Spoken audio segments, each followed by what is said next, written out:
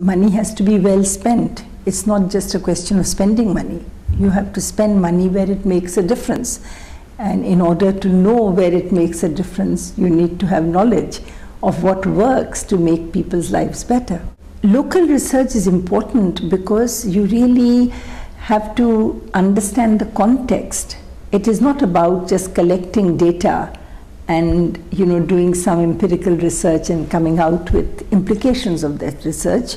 You have to have people who understand the whole social, political milieu in which these policy decisions are being taken. We certainly benefit from knowing how poverty reduction was done through Progresa in Mexico, but we can't just transplant that program in India. We need to make it we need to adapt it to Indian conditions.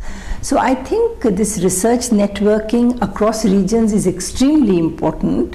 So GDN serves a very useful role by bringing different research networks of different regions, together.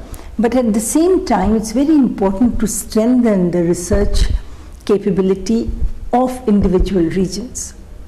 My name is Isha Judge Ahluwalia. I'm board chair of the Indian Council for Research on International Economic Relations.